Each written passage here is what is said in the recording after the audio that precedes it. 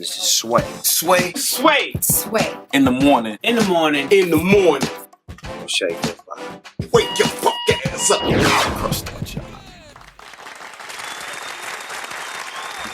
Sway in the morning, Shade 45.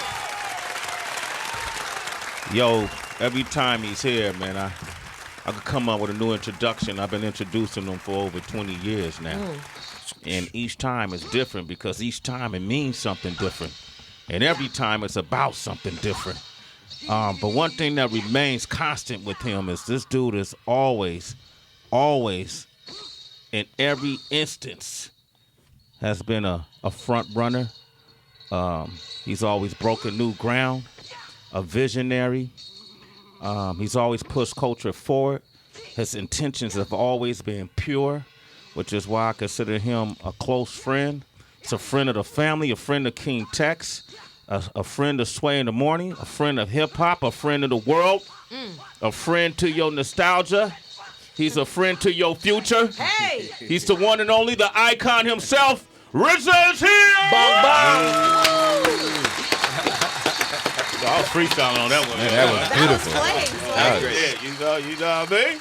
Man, I should put my name on the ballot after that one. Yeah, right.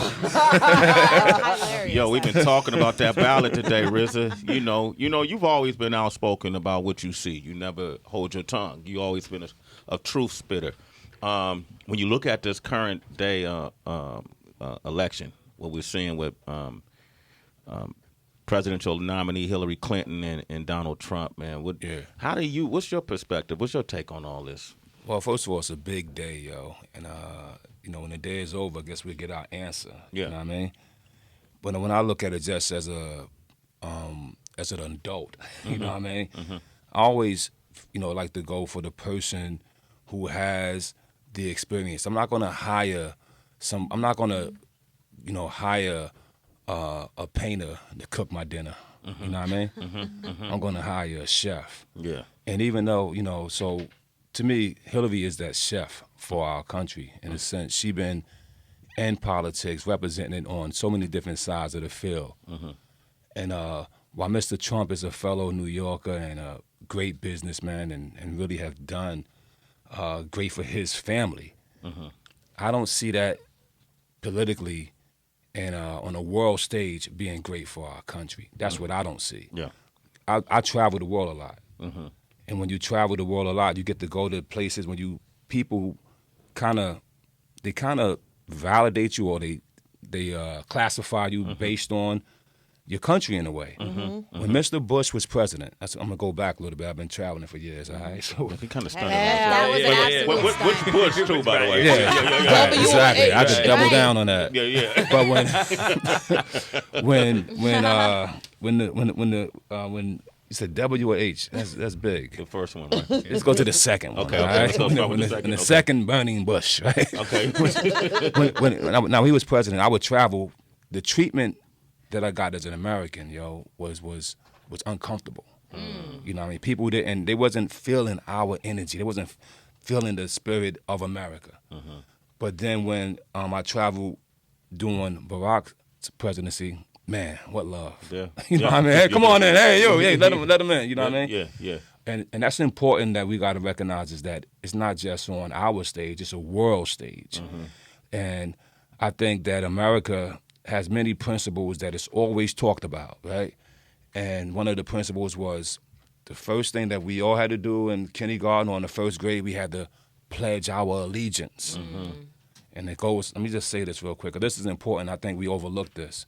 It says, I pledge allegiance to the flag of the United States of America and to the republic for which it stands, one nation, under God, indivisible, with liberty and justice for all.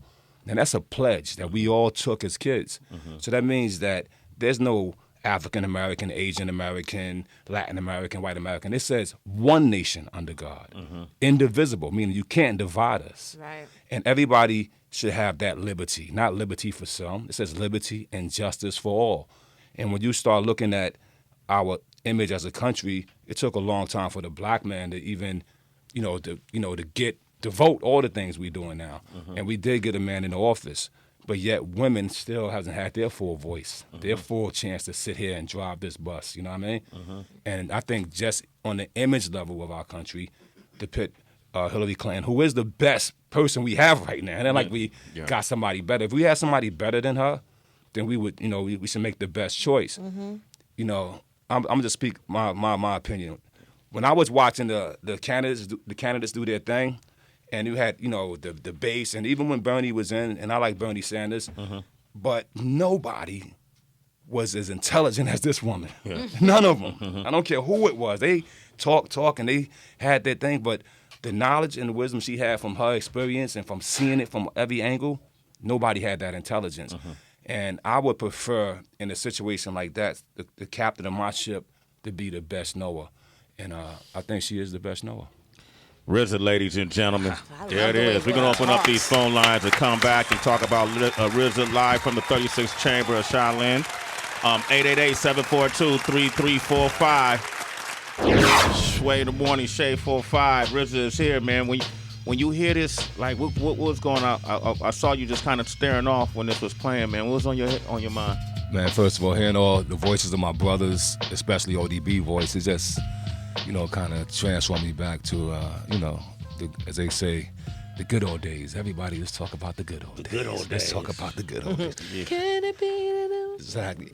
You know what's so funny? You know, when you're young, you never think that you don't know what the good old days are. Put it that way. You know what I mean? You don't know. You know what I mean? Your parents will talk about the good old days, but then as you get more time on this planet and you get more spins around, you start realizing that, wow, that, you know, something that was even tough had its beauty in it, had its good old day. And hearing this song definitely brings me back to that, yeah. All right. I want to talk about a couple of things. Number one, you and I are going to be sitting down Thursday, and we're going to be doing a kind of a town hall, you know, and we're going to be talking about what we're going to touch on today, RZA live from the 36th Chamber of Shaolin. Yeah. What is that about? Well, there's a movie called 36 Chambers that I saw when I was a kid, and it was a big influence on me, and that's why the first album of Wu Tang is called Into the Wu Tang 36 Chambers. It's a martial art film that's based on a character who's being oppressed by the government. His family is killed. The students in college are all, you know, tied up and took into jail because of their ideas. And he goes to a place, he hears a word of a place called Shaolin. And he, you know, fights for his life to get there, and he gets there and become one of their greatest students. Now, this film inspired me a lot. The lyrics, the sound, the music, everything. But what I'm going to do on this performance, I was able to go to Shaw Brothers and get the film and take all the music out of it. And now I'm going to live rescore it while we watch the film. You know, You're going to do that live? Yeah. That's what's happening Thursday? That's what's happening Thursday. Can I go? Now, I'm using electronics. I won't have no big orchestra sitting there. The goal is one day, though, to do this at Carnegie Hall with an orchestra. But I'll do it electronically for the audience. I got a couple of good buddies, my buddy Tom Shannon and DJ Skane from Staten Island, old childhood friends. Like, I'm going to just say about my boy Tom. Tom was a DJ back when we was DJing, but, and no disrespect to Tom, he wasn't the best DJ. Okay. You know what I mean? Yeah. But what he would do, he would take a couple of VCRs, stack them together, and he started taking animation like Looney Tunes and making a pause tape of Looney Tunes. Okay. So imagine Roadrunner being chased. You got to explain pause tape. Yeah, that's even deeper, right? Yeah, because I know what that is. So that's like the first way that we used to loop. We had 2 cassettes, and we'd hear part of a song, pause, rewind it, record on that side, play it, pause, rewind it, and it'll take you about an hour to get a minute. You know what I mean? Yeah. He did that with video. So he's like the first VJ. You know what I mean? And then he would take that, and then he would add music to it, like break beats to it. And so you'll see Y.E. Coyote falling off a cliff, and the beat is like, or some James Brown joint, right? So That's fire.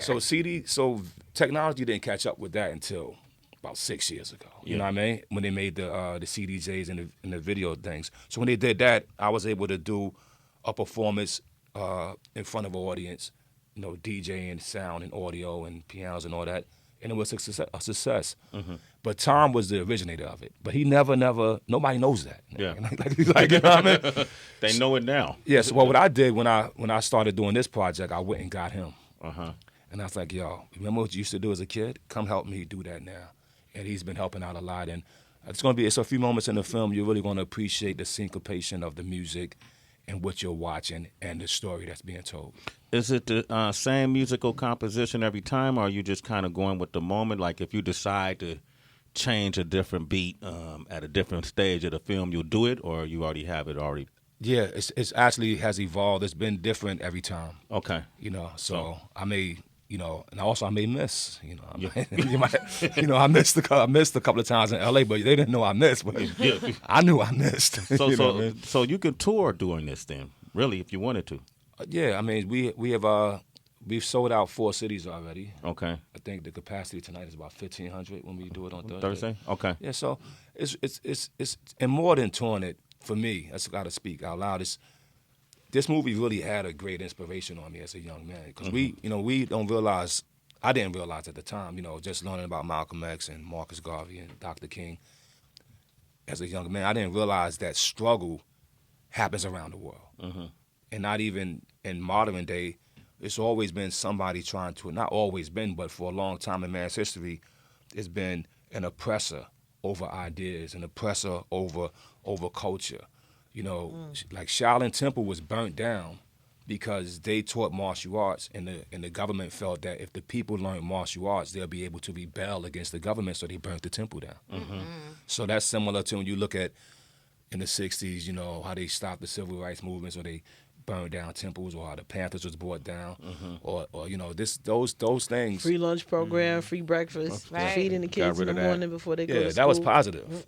I'm a free lunch. I used to go twice for free lunch. Yeah, but they shut it down because we all know nourishment in the morning sharpens the mind, opens up the mind, and these kids could. So even laws that are written to keep people shut down, right? So we were just talking with Carrie Twigg, and that caller called up and was talking about Proposition 64 and how the biggest reason for mass incarceration has a lot to do with criminal weed arrest. Yes. Or, you know, throwing people in jail, right? You Yes. know, so that story has a lot of parallels to you, to how you grew up then. Yeah, definitely. And you know, it's good to see other things to relate to yourself.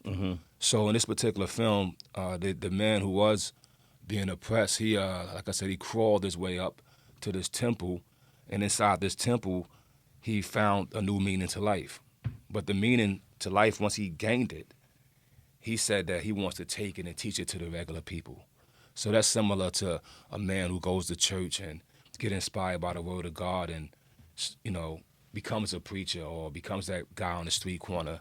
That's similar to somebody like Malcolm X, who's sitting in jail, and he gets a word that, you know, some wisdom from Elijah Muhammad, and he comes out and he becomes a voice that changed the course of time. That's similar to Marcus Garvey. You know, his father took him and threw him in a hole, you know, and left him in there. And he couldn't get out, and he left him overnight. And it was in that hole that he realized a man got to do it for himself. A man has got to become a man and do for himself. And when we all, you know, all Americans, you know, I don't discriminate it because we all made that same pledge. But when we all start doing it all positive for ourselves, it becomes like a laser beam. See, electricity is caused by all negative energy pushing against each other, forming your electric. And that's beautiful. But if you touch, you know, it'll shock you, right? But a laser beam is all positive energy flowing in the same direction. And it cuts even deeper. And that's how we got to kind of, you know, if we could put our minds to that, one common cause, you know, when Wu Tang came through, I would say, yo, one of us is just the tip of the spear, but it takes the whole stick to drive it through. You know what I mean? And that's that one common cause. And the movie kind of touches on that, and you'll feel it. Damn, man. Go ahead, Mike. Go ahead, Mike. I mean, there's so much to unpack there, but first of all, I just love how you think and your narrative and how you talk about it. I really want to hone in, though, when you talk about that one stick, that one cause, the Wu Tang, you guys all came and you guys chopped it up at the bit with one focus. In particular to what's happening across the nation, more so with Black Americans, right? In the sense of, some would say, we were talking about politics a little bit earlier when you started off the conversation, that President Obama didn't do enough for Black people, right? And then so you will see that we had a wide variety of issues that are facing us, but what seemed to rally us was criminal justice reform, if you will. Do you think, in terms of the strategy, in terms of bringing our Black culture together as a whole, could be singly focused on the issues such as that, or should we continue just to allow a myriad of issues that affect us kind of percolate to the top without really chopping at the bit to what you were just talking about? Well, that's a great question. Well, when you focus on one thing at a time, as we say in our neighborhood, we say you must complete your cipher before you go on to the next cipher. Mm-hmm. So, yeah, it would be wise for us to say, okay, let's focus on the criminal justice system collectively as one, because that's when it appears through. One of our biggest things, and that's even, when something is scattered, bro, you know what I mean? It's hard to grab. It's hard to really get the true value because you're reaching everywhere. It's like a kid who's thinking too much and he can't focus on his test. When you focus on one thing, laser beam focus, I call it. When you get that laser beam focus, you're able to penetrate. The criminal justice, in my opinion, and I've been personally saying it out loud, that needs more correction than any part of our system.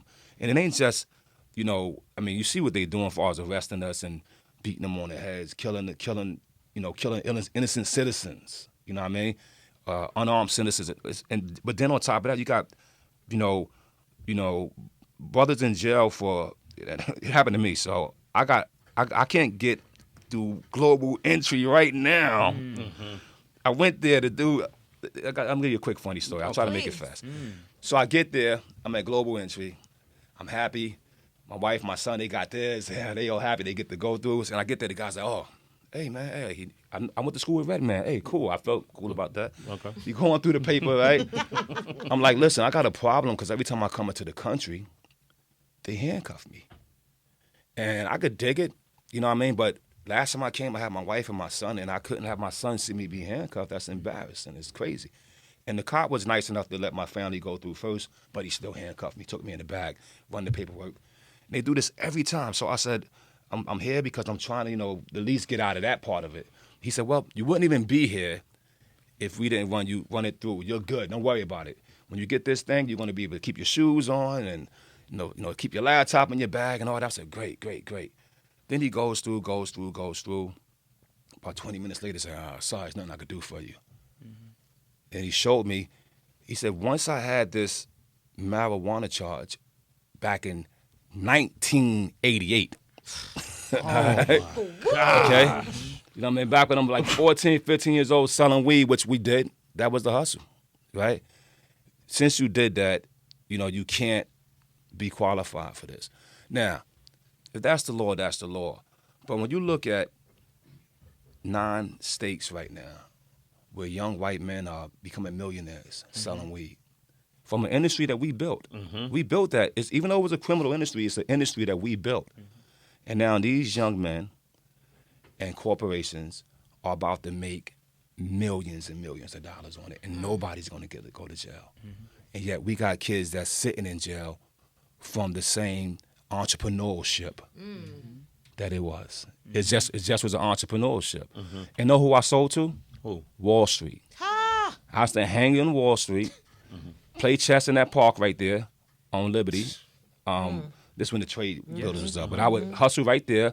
All the stockbrokers would come down for lunch, buy the weed, go back up and make them deals. You know what I mean? Yeah. And it was some of them days was me and No Dirty. But some of them days the cops come, caught us, took us in, locked you up 4 or 5 days, come back out. You had to figure it out. But I'm not knocking, that it was a crime. I committed the crime and I had to pay. But what makes something a crime when I do it and make it legal when they do it? Mm. That's the big question. So the criminal justice system, we definitely should take a look at that, bro. Shit. In 1988? Come on, kid. Come on. Let me go, kid. Clean that up. Throw that away, man. But we're also not addressing to neither, though, Sway and RZA, is down in Wall Street, they're doing more than just marijuana. So then there's other substance that is being told. And then the whole stop and frisk scenario was going on. That wasn't part of the equation in Wall Street, nor were these elite privileged preparatory schools on the Upper East Side as well. That wasn't part of the whole stop and frisk scenario. And so it's what we talked about earlier, RZA, what you just brought up, how we talk about the imbalance optically of the justice system, how you have what happened with the Bundy family in Oregon, with rifles sitting in the driveways, saying to the federal officer, I'm going to, if you come here, I will shoot you. But then they got acquitted. But then you see what's happening in the ranch, North Dakota, for the oil access pipeline. It becomes a militarized state due to the state of emergency as being declared. And then you just did the juxtaposition of marijuana in terms of some of us going to jail versus some of us becoming millionaires. Yeah. The optics of what's happening in our country, until we realize, RZA, what you're just saying, and we begin to talk about it in such truth, that's when we begin to advance the conversation and what is happening. RZA is here. God, Mike Muse. Yeah. Jesus. Yeah. Sorry. What happened? Mike Muse said, Jesus. Never heard that. 888-742-3345. Call us. Yeah. Hold on. Oh, ain't even ready. You threw him off. You mesmerized Everybody, right? Bobby Digital. Yeah. He's here. Yep. RZA live from the 36th Chamber of Shaolin. This is happening Thursday. Thursday at the Town Hall in Manhattan. That's the venue. You could get tickets at Ticketmaster. All right. Town Hall in Manhattan. It's only a few tickets left. We're going to do a quick Q&A prior to the performance, so it's going to be fun. Man, this has just been quite an enjoyable first day back from the Netherlands. Right? We're going to take a few phone calls. Tracy, you got a quick question? Yeah, absolutely. Just to kind of pivot slightly from this political dialogue, I want to get you into this conversation we were having earlier, RZA, where we were talking about how masculinity has evolved. Initially it was seen as a very singular label, and now we've seen a full spectrum. So with us being on the verge of having our first female president, what does it mean to man up right now? Well, I mean, I think an adult man should stay firm as an adult man in the sense of, the responsibilities of whatever you have built. We have a saying in my lessons that, a man should be like the sun, the foundation of his family, and he should shine that light, over his whole family. And the woman is the moon, the earth, She absorbs it, nourishes it, she brings forth the life. I think, manning up is going to always be good. And if you're going to tell a girl to man up, y'all don't got to man up, yo. Stay beautiful, Stay strong, stay, we have patriarch families that's where the patriarch is the source, and you have matriarch families where the mother is the source. We have marriages of same-sex marriages, but still within that relationship, you're going to have someone who has more of a dominant force and someone who has more of a recessive or receiving force. So just know your chemistry, but be the best at that. That's what I would say. Okay, RZA, ladies and gentlemen, we got Rick from South Carolina on the line. Go ahead, Rick. Hey, Rick. Hey, everybody. What's going on? What's up, man? Peace, God. Peace. What up, Rick? Oh, man, I can't believe RZA. My dad is 62. Me and him used to smoke weed and listen to Birth of a Prince together and break down the lyrics. Bong, respect. He had a stroke recently, and every time I see him, he says, "A day to God is 1,000 years, son." Wow. I took my nieces to their first concert. They were 13 and 15 to see you guys in the Barclays Center a couple years ago. So I can't explain to you what you and Wu Tang mean to me and my family as a whole. That's dope. So I got to say much love and respect to that. Thank you. My question is, The Cure. Are we ever going to hear that, or is that like on the shelf permanently? I know I've been talking about that for those who know for a long time. And, man, I don't even got the answer right now for you, bro. But I will say that the cure is to combine all minds as one and shine like the sun. You know what I mean? Combine all minds as one and shine like the sun, yo. Oh, appreciate that, man. Thank you. Great talking to you. My birthday next week. I got early. All right. Happy born day, man. We got Dakari on the line. Go ahead, Dakari. Dakari, what's popping? Dakari, you there? All right. Yeah, I'm here. Yeah, what's your man? You almost lost it, He kid. was on the trigger. Quick question. Go ahead. What is it? My question is to RZA about the new album coming out soon. Will Raekwon and Method Man be on the album? You talking about a new Wu album? Those questions, you got to address those questions to Ghostface Killer. He's taking control over that. Okay. So what happened? You just assigned that to? Yeah, so Ghost, if you want to do it, if y'all want to do it again, it's put it in his hands. He's been in music. He's been the most prolific, the one that's really got 2 feet on the ground in music. You know what I mean? And so let's let him. Same thing. Let the best qualified man go ahead and do the job. And everybody else kind of.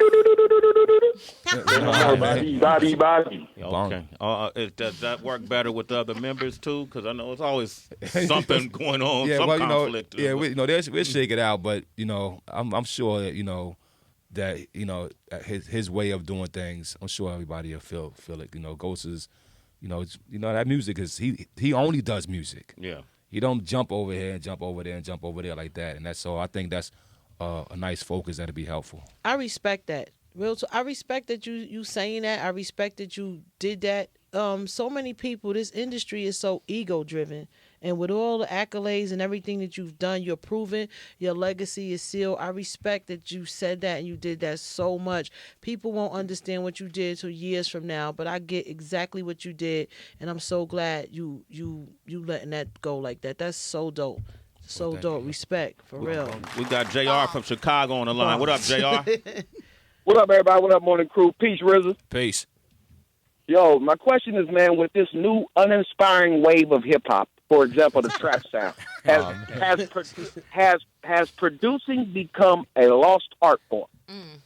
Nah, bro. I mean, keep this in mind, yo. Every generation has their music. You know what I mean? When we was doing ours, think about the people that was like, "What is that hip hop mess?" You know what I mean? Yeah. So, it takes time. Or sometimes you could separate from it. It's enough music out there for everybody. I'm kind of digging some of them kids out there. You know what I mean? So who you like? Who you like right now? I mean, my favorite is J. Cole's though. Okay, Hey. You know what I mean? That's my favorite. That's he got it mastered. Yeah. But even when you Ray, with the Ray Shermer, we're smoking that ill bell. Yeah. She's shaking. They feel real. It's stupid.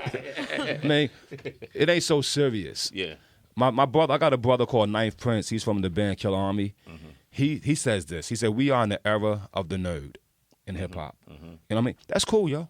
That's okay. You know what I mean? That means that some of these kids didn't grow up going through the same hells we went through. Technology is in their hands. It's more accessible. You can make a beat on your iPhone. You know what I mean? So it's cool. As long as hip-hop continues to spread and feed families in need, which is to me the most important thing that it has done. It started feeding us in New York. It started feeding the West Coast. It fed the South, the Midwest. It's feeding people across seas. Hip hop is that wave that really helped change the world. Yeah. You know what I mean? And so as long as it continues to do that, I think we'd be all right. We're still going to call out whack rappers, JR. Yeah, call them out. Yeah, we'll still I call appreciate that. Can I get a citizenship, please? Yeah, JR, you officially a citizen, Swing in the man. morning, homie. Give him a bong, RZA. Bong bong. There it is. Hey, man, so once again, RZA live from the 36th Chamber of Shaolin Thursday. I'll be doing the Q&A. What time does it all start? 7:30. 7:30, man. PM Try to get Eastern. Ticketmasters, make sure you get a ticket. RZA, I know you got the Coco film that's coming in April, so I want you to come back and talk about that, starring Azealia Banks. We all heard about all the controversy. We won't get into that because she's not even here to have that discussion. But bigger than even that, she actually killed this role. Oh, man, she slayed the role. She showed up every day for work, focus, her ability to react to the situation. Yeah. I'm talking about from whether it was, okay, here you're angry, here you got to drop a tear. It's hard for actors to build up that energy to drop a tear. There was a day on the set where the president of Lionsgate was there, you know what I mean? And this was a scene that where I wasn't sure how to do it. Like I wasn't sure if I'm gonna make her go crazy and scratch his eyes out or let her hold it internal. And so since I wasn't sure, I had to do both. And so we sitting there, and the first way I did it was, look, just go out there, scratch, get on some real ghetto. You know what I mean? And she went out there and she did it. And the studio was like, wow. That's just, Then I was like, all right, whispered in the ear. And she went and she did it so calm and so cool, and she just dropped the tear. And the president of Lionsgate was like, hey man, y'all guys got some magic together. Like that was within 2 hours. Yeah. Her emotion went from one to another. So she has this talent. It's been captured on this film. She does a great job. Jill Scott does a great job on this film dope. as well. Yeah. Common's in it. Common came and represented lovely. And I think the surprise attack for me, two surprise attacks. There's a guy named Lucian Laviscount. I think the girl's gonna go crazy for this guy. You know what I mean? Okay. But J.D. Washington. I don't know if you watched this show, Ballers. Yeah. So that's Denzel's son. Yeah.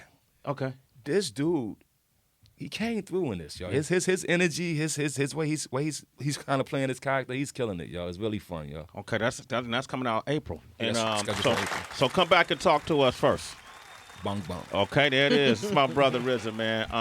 And y'all want to reach him? Hit him up on Instagram, Twitter at RZA. Is it just RZA? Bong bong. There it is. Okay. Also, we want to thank Carrie Twigg for coming. Carrie Twigg for coming by today. Yeah. Jay Hogan Gidley for coming by today. It's good to be back from the Netherlands. Woo, good to have you back, Sway. Thank you, Tracy. How can they reach you? Twitter, Instagram, Twitter, at It's Tracy G, ITS and visit my site, she'sbeautyandthebeast.com. Mike Muse. At I am Mike Muse, MUS and Sam E, Twitter, Snapchat, Instagram, and Facebook. Heather B. At the Happy Hour, WHB. I'm at Real Sway. Look, it's election day. A lot of folks are on the fence about voting. Just go ahead and vote, participate, make your vote count. Yes. We had the president call in the show last week and talk about voting and why it's important. So on this day, I thought it'd be appropriate that we end the show with our interview and conversation with President Barack Obama. Sway, how you doing, man? It's Sway in the morning, only On Shade 45.